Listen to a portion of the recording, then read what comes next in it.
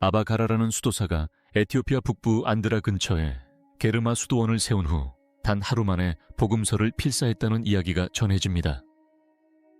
두 필사본은 총 670페이지이며 그중 28페이지는 사파가 포함되어 있습니다. 사파가 포함된 페이지에는 복음서 저자 4명의 초상화와 솔로몬 성전 그림이 있습니다. 우리가 부활에 대해 이해한다고 생각하는 모든 것에는 중요한 부분이 빠져 있습니다.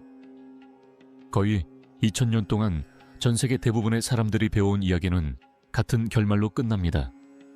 무덤은 비어있고 돌은 굴러가고 그리고 침묵이 흐릅니다. 이야기는 서서히 사라지고 엔딩 크레딧이 올라갑니다. 하지만 그 결말이 모든 곳에서 받아들여진 것은 아닙니다. 로마에서 멀리 떨어진 에티오피아의 깊은 석조 수도원에서는 다른 이야기가 소중히 보존되어 왔습니다. 에티오피아 수도사들은 66권이 아닌 81권으로 이루어진 고대 성경을 보존했는데 이 성경에는 서구 세계에서는 포함되지 않은 페이지들, 강단에서 읽히지 않은 구절들, 설교되지 않은 가르침들이 담겨 있습니다.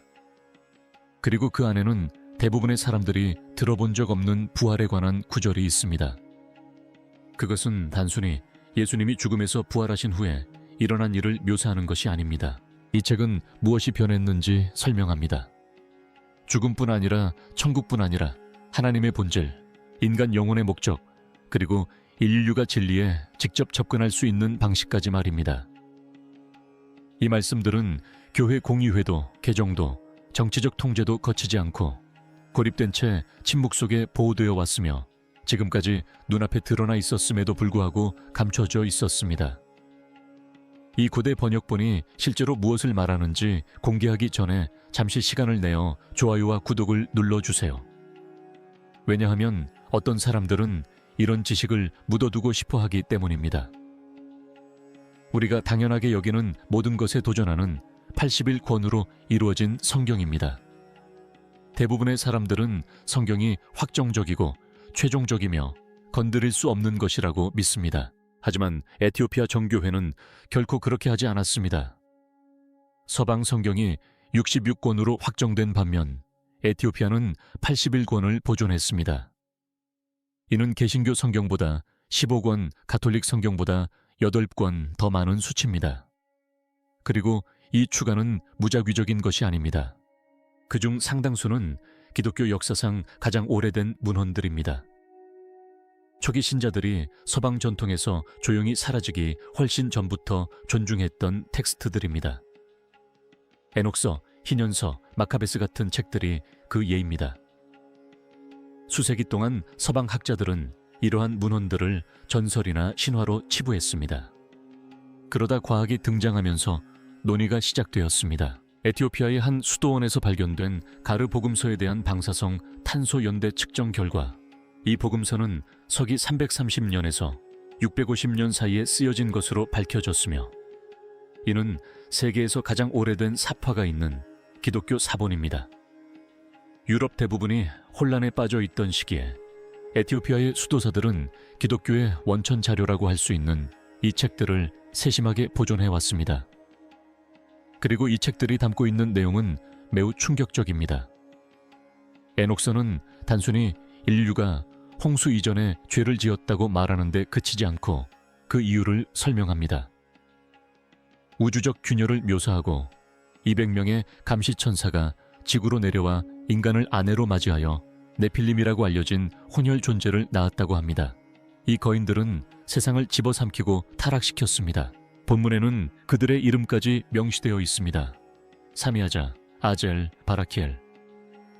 에녹에 따르면 이 존재들은 단순히 반역만 한 것이 아닙니다. 그들은 금지된 지식, 즉 무기를 만드는 법, 욕망을 조종하는 법, 별자리를 읽는 법을 가르쳤습니다. 이것은 단순한 불복종이 아니었습니다. 인간에게 허락 없이 지식을 전수한 것입니다. 바로 그 때문에 로마 가톨릭 교회는 이 책을 거부했습니다. 에녹이 묘사하는 세계는 질서정연하거나 안전한 곳이 아닙니다. 불안정하고 위험하며 통제 불가능한 곳입니다. 그래서 이 책은 제거되었고 에티오피아가 이를 보존했습니다. 그리고 안치소는 단지 시작일 뿐입니다. 진정한 충격은 언약서로 알려진 마시아파칸이라는 부활 관련 문헌에서 드러납니다. 서양 전통에서 예수는 부활 후 잠시 나타나 마지막 몇 마디를 전하고 떠납니다. 그러나 에티오피아 전통에서는 예수가 40일 동안 그곳에 머물며 설교를 하지 않고 지시를 내립니다. 그는 현실에 숨겨진 구조, 종교기관이나 위계 질서를 통하지 않는 지식에 대해 이야기합니다. 자연, 주파수, 영적 힘, 그리고 무기나 군대가 아닌 의식으로 싸우는 종말의 전쟁에 대해 이야기합니다. 이러한 가르침의 어조는 신비롭고 절박하며 깊은 힘을 불어넣습니다. 에티오피아 승려들은 많은 사람들이 급진적이라고 여기는 믿음을 갖고 있는데 81권으로 이루어진 경전은 좁은 문을, 66권으로 이루어진 성경은 대중을 위해 단순화된 넓은 길을 상징한다는 것입니다. 만약 그들의 말이 맞다면 전 세계 대부분의 사람들이 읽는 성경은 단순히 불완전한 것이 아닐 것입니다. 이 문헌들은 편집되었습니다. 그리고 이제 이 고대 문헌들이 번역되고 공개되면서 오랫동안 봉인되어 있던 무언가가 열리고 있습니다. 이것들은 더 이상 안전한 상징적 이야기들이 아닙니다. 이것들은 가공되지 않은 원자료입니다. 거인과 타락한 천사에 대한 이야기가 이미 믿기 어렵게 들린다면 예수께서 그 숨겨진 40일 동안 실제로 하신 말씀, 즉 그 40일의 비밀을 해독하는 이야기를 들어보면 더욱 놀라실 겁니다. 누가복음에서는 부활과 승천 사이의 시간이 마치 각주처럼 빠르게 지나갑니다. 하지만 마시아파칸이라는 에티오피아 사본에서는 그 40일이 중심 주제가 됩니다. 모든 것이 바뀌는 순간입니다. 모든 제약이 사라지는 순간입니다.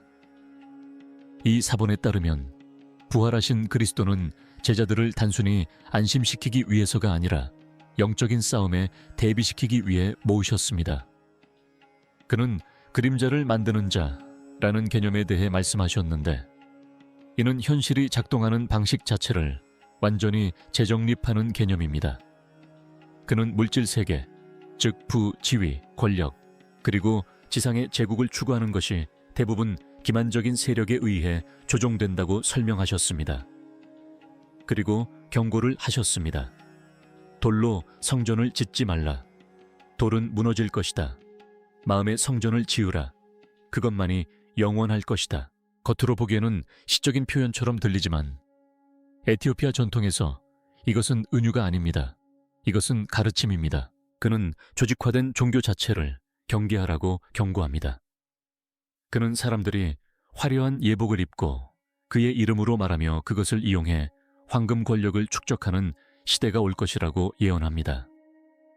심지어 미래의 로마가 그의 십자가를 무기로 삼을 것이라고 경고하기도 합니다. 그토록 정확한 예언은 학자들을 불안하게 만듭니다. 마치 그가 2000년 후를 내다보며 십자군 전쟁, 종교 재판, 심지어 현대의 거대 교회까지 예견한 듯합니다.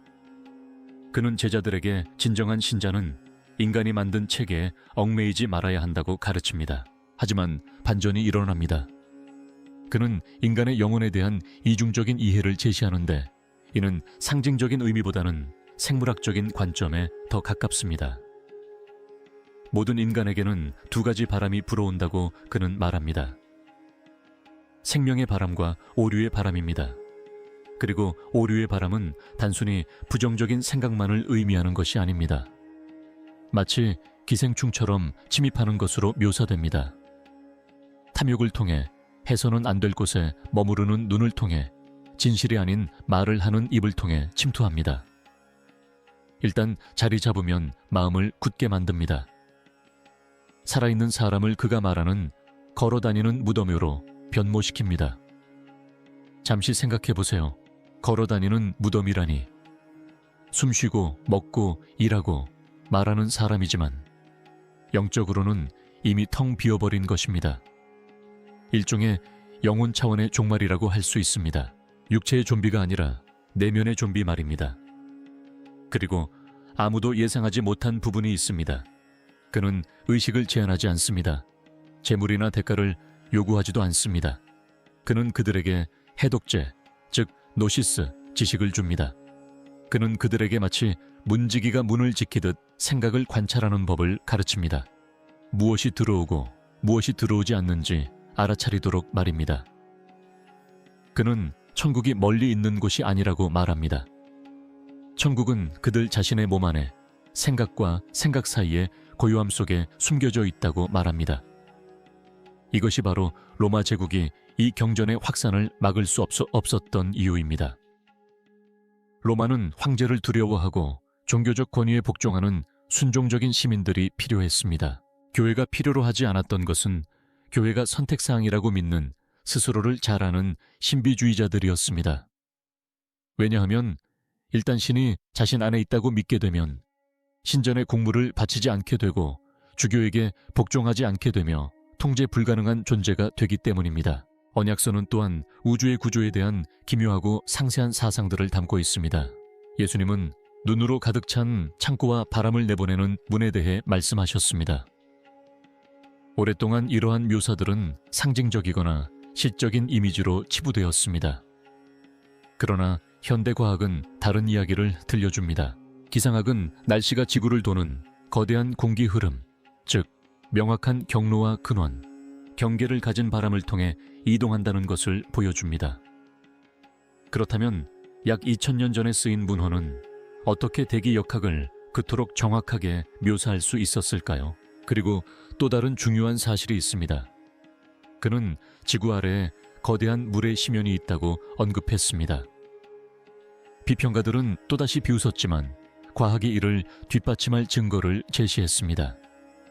최근 연구진은 지구 맨틀 깊숙한 곳에 있는 링자이트 내부에 갇혀있는 거대한 지하바다를 발견했습니다.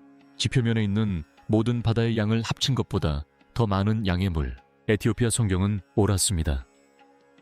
우리 발밑에는 심연의 물이 존재합니다. 이런 순간들은 성경의 신빙성을 높여주어 쉽게 무시할 수 없게 만듭니다. 만약 성경이 바람과 물에 대해 정확했다면 불편한 질문이 떠오릅니다. 영적 기생충에 대해서도 마찬가지일까요?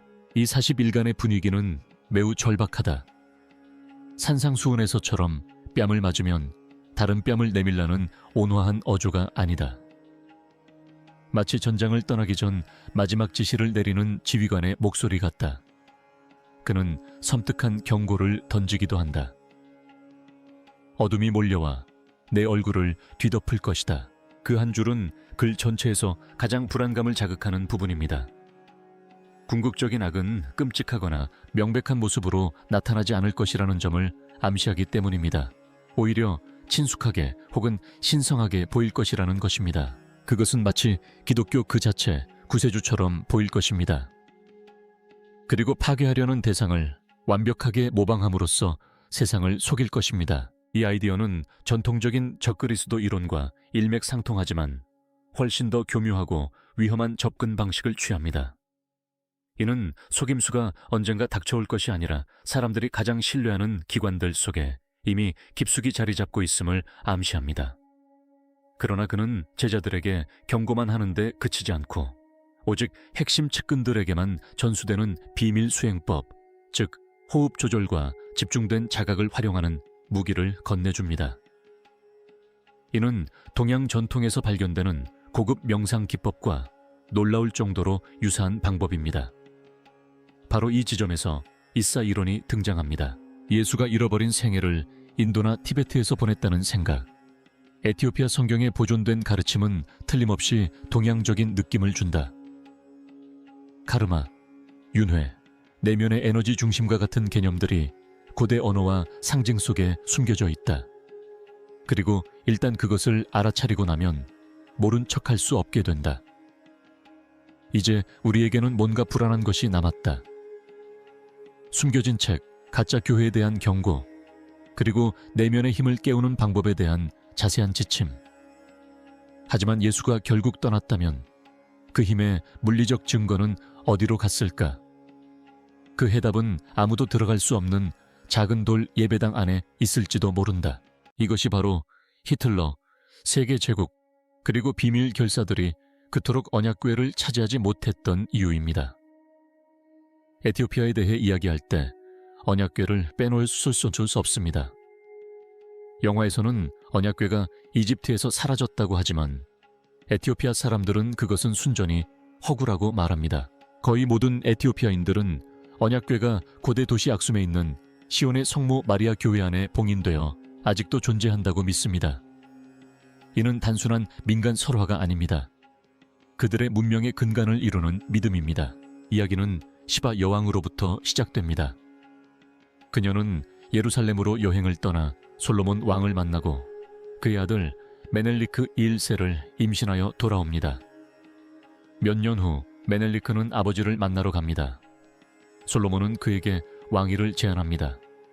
메넬리크는 거절하지만 빈손으로 돌아가지는 않습니다. 에티오피아 왕실 연대기인 케브라 아가스트에 따르면 메넬리크와 그의 동료들은 역사상 가장 대담한 행동 중 하나를 감행했습니다. 그들은 언약궤를 똑같은 복제품으로 교체하고 진짜 언약궤를 비밀리에 에티오피아로 옮겼습니다. 그리고 언약궤는 단순히 금으로 덮인 상자가 아닙니다. 성경 속 묘사는 언약궤를 무기로 묘사합니다. 언약궤는 군대를 불태우고 불을 뿜어내며 부적절하게 접근하는 자는 누구든 죽입니다. 그 효과는 섬뜩할 정도로 현대적이며 신화보다는 방사능에 더 가깝습니다. 여기서부터 충격적인 사실이 드러납니다. 오늘날 언약궤를 지키는 사람은 단 한 명뿐이며 평생 동안 예배당을 떠나는 것이 금지되어 있습니다. 방문객들은 이 보물상자를 지키는 사람들이 종종 백내장에 걸리고 시력을 잃으며 피부가 창백해지고 많은 이들이 일찍 죽는다고 전합니다. 나무로 만든 상자가 왜 그런 증상을 일으킬까요? 혹시 단순한 나무로 만들어진 것은 아닐까요? 어떤 이들은 보물상자가 고대 괴너지 기술의 산물이라고 믿고 또 어떤 이들은 종교보다 훨씬 오래된 통신장치라고 생각합니다.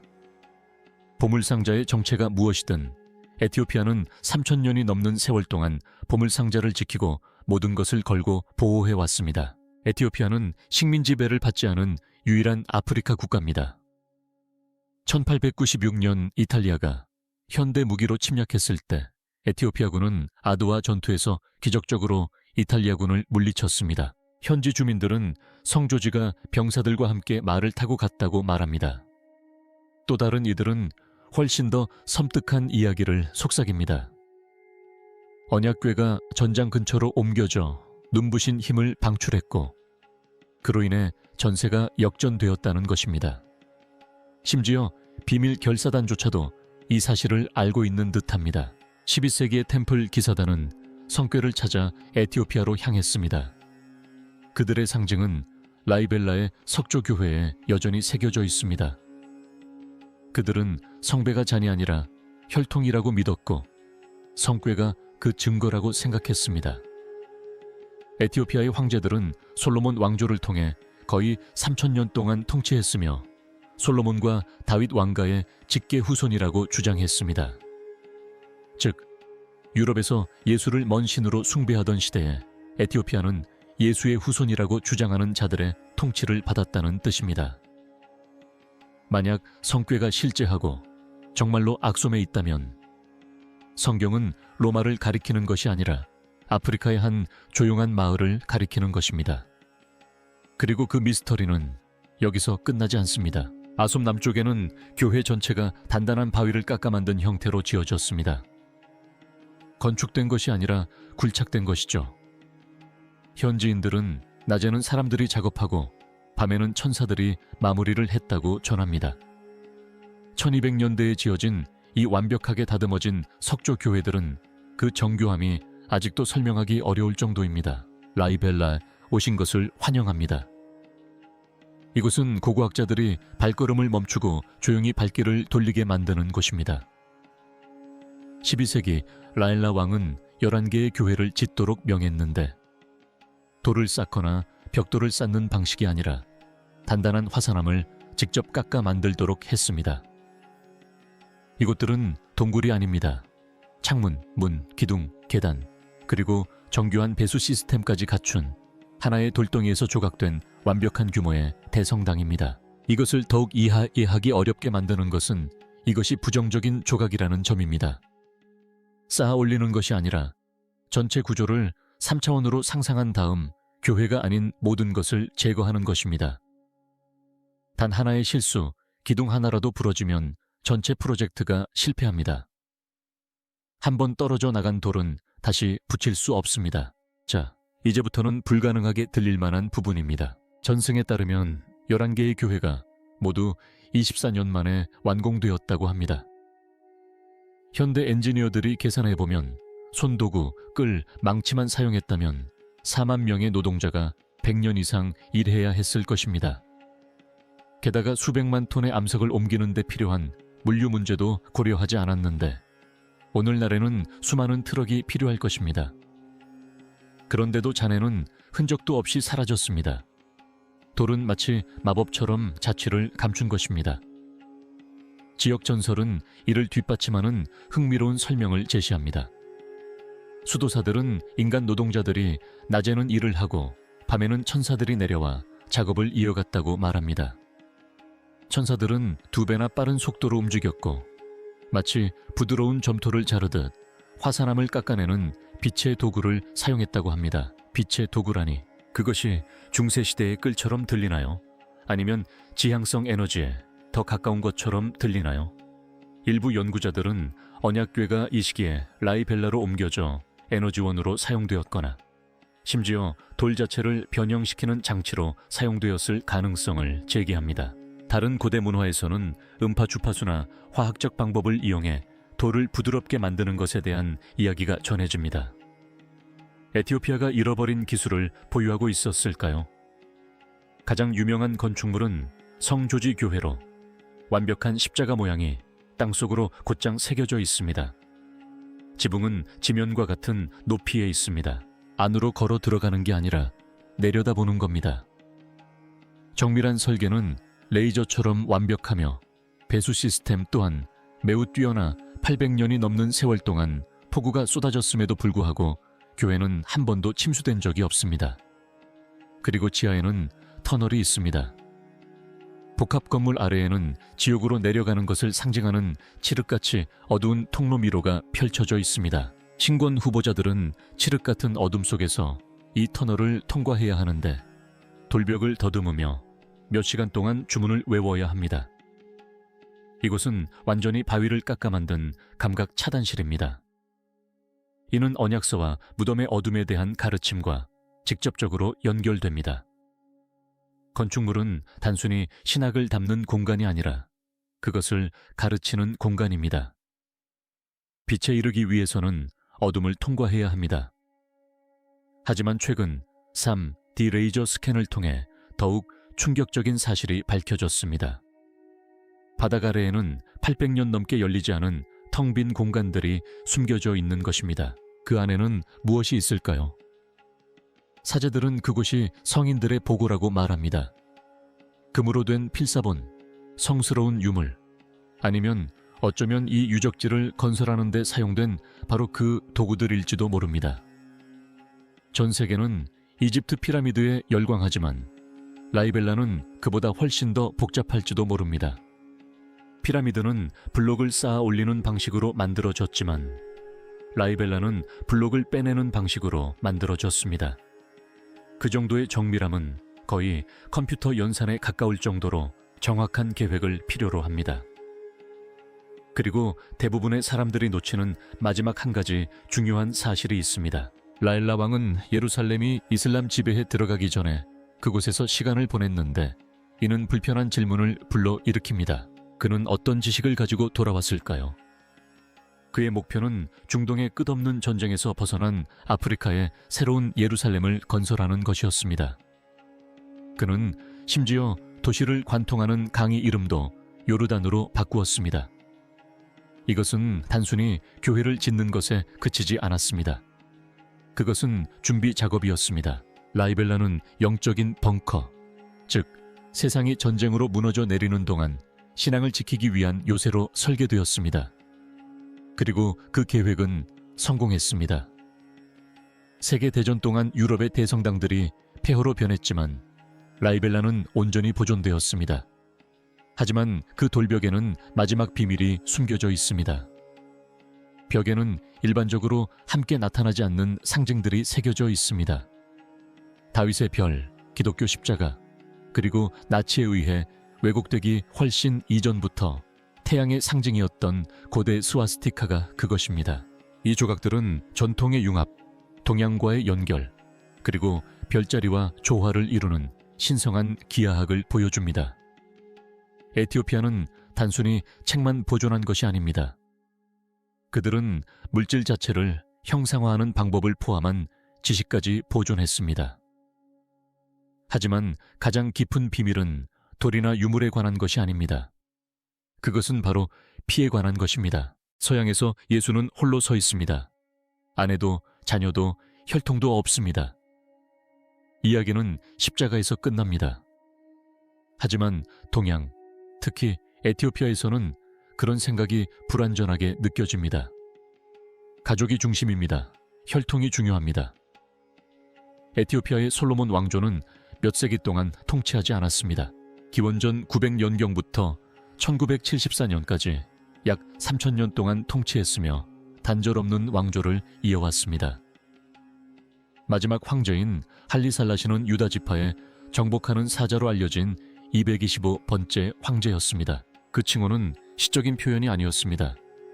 다윗 왕의 후손임을 주장하는 법적인 근거였죠. 그 계보를 따라가다 보면 에티오피아가 구약성경과 연결될 뿐만 아니라 신약성경과도 불편하게 겹치는 부분이 있습니다. 만약 마리아가 다윗 왕가 출신이고 에티오피아 왕들이 같은 혈통을 주장했다면 그들은 외부인이 아니라 한 가족이었을 것입니다. 이것이 바로 라스타파리안들이 살라시에를 재림 메시아로 여긴 이유입니다. 요한계시록에는 유다의 사자가 언급되어 있는데 그들은 자신들이 목격하고 있는 것이 바로 그 사자라고 믿었습니다. 살라시는 결코 신성을 주장하지 않았지만 조상의 영향력을 이해했습니다. 그리고 이제 과학이 그 영역에 들어섰습니다.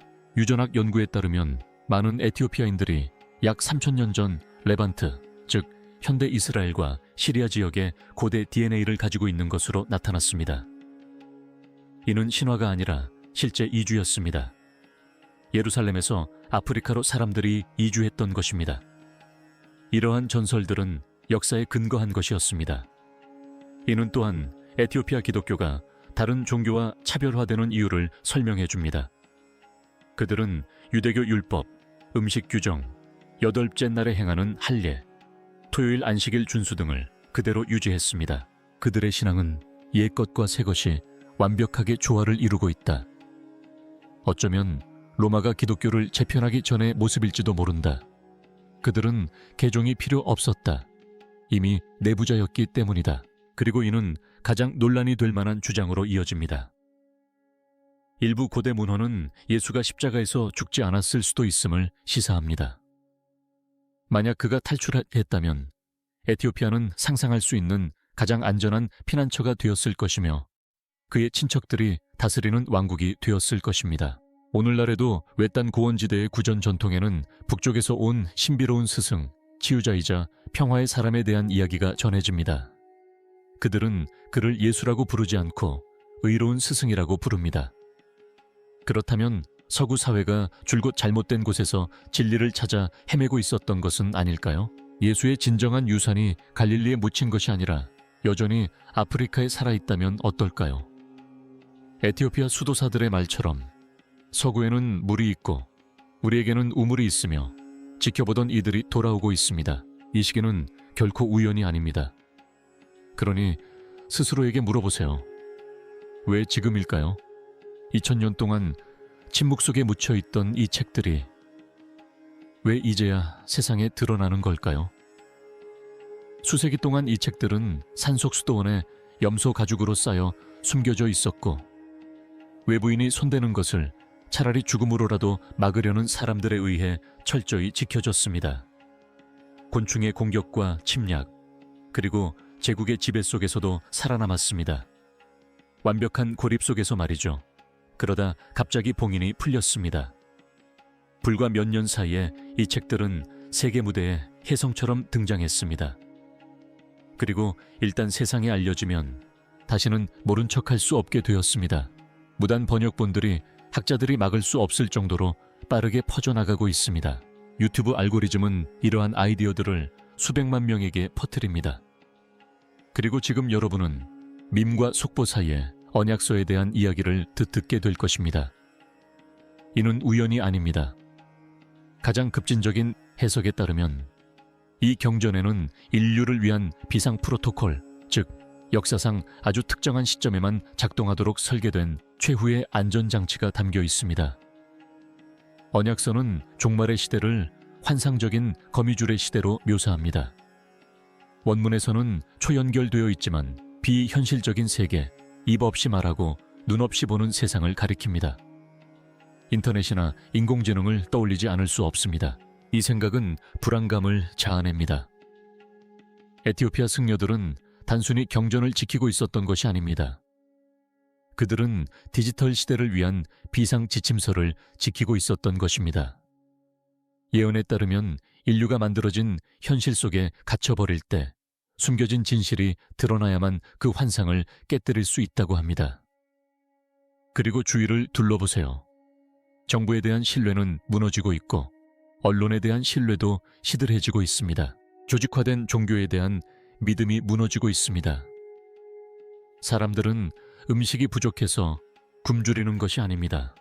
삶의 의미를 갈망하고 있습니다. 그들은 강단이나 사제를 원하는 것이 아닙니다. 그들은 직접적인 이해를 원합니다. 그래서 이 글들은 활활 타오르는 불길에 기름을 붓는 격입니다. 수백만 명이 어린 시절부터 품어왔던 무언가가 빠져 있다는 느낌, 이야기가 편집되었다는 느낌, 주일학교에서 안전한 버전만 가르쳤다는 느낌을 확인시켜주기 때문입니다. 정말 논란이 될 만한 주장은 다음과 같습니다. 니카 공의회는 단순히 경전을 단순화하기 위해 책들을 제거한 것이 아닙니다. 인류의 무장을 해제하기 위해 제거한 것입니다. 에티오피아 문헌은 인간을 나약한 추종자가 아니라 우주적 갈등에 휘말린 강력한 존재로 묘사합니다. 또한 인류를 변질시킨 타락한 존재인 감시자들에 대해, 그리고 우리가 이제 막 재발견하기 시작한 고대 기술에 대해 공개적으로 언급합니다. 서방은 그 책들을 잘라냄으로써 갑옷을 벗겨낸 셈이었다. 하지만 에티오피아는 그러지 않았다. 그들은 완전한 버전을 보존했고 나머지 세계는 간소화된 버전을 받았다. 그리고 바로 이 지점에서 상황은 더욱 불안해진다. 이 원고들은 단순히 영적인 시로만 읽히지 않습니다. 어떤 구절들은 잊혀진 물리학을 연상시키기도 합니다. 연구자들은 소리와 진동을 이용해 물질 자체에 영향을 미치는 음양부양과 유사한 묘사를 지적합니다. 그리고 그들은 렐라라는 곳을 가리킵니다. 존재할 리 없는 조각된 돌. 당시 도구로는 도저히 구현할 수 없는 정교함. 어쩌면 이 글들은 단순히 읽히기 위한 것이 아니었을지도 모릅니다. 어쩌면 사용되기 위한 것이었을지도 모릅니다. 저 교회들은 지어진 것이 아닙니다. 단단한 바위를 깎아 만든 것입니다. 전설에 따르면 천사들이 밤새도록 작업했다고 합니다. 하지만 천사라는 단어가 사실은 사라진 기술을 가리키는 고대의 언어였다면 어떨까요? 돌을 부드럽게 만들 수 있는 음파주파수. 신화가 아니라 잊혀진 방법들. 만약 그것이 사실이라면 언약서는 단순히 영적인 텍스트가 아닙니다. 기술적인 내용을 담고 있는 것이죠. 피라미드, 소위 만화 기계, 심지어 에티오피아가 여전히 실제하며 아솜의 삼엄하게 경비되고 있다고 주장하는 언약궤까지 설명하는 데 도움이 될 수 있습니다. 그리고 현대 번역본들이 이러한 시스템들이 실제로 어떻게 작동했는지를 밝히기 시작한다면 이것은 단순한 종교적 부흥이 아닙니다. 홍수 이전 과학의 귀환인 것입니다. 자, 이제 여러분의 마음에 새겨둘 질문이 있습니다.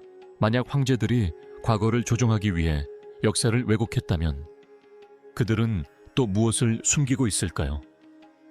금단의 이야기를 읽을 준비가 되셨나요?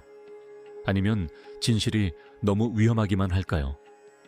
숨겨진 역사에 대한 더 많은 이야기를 원하시면 좋아요를 눌러주세요.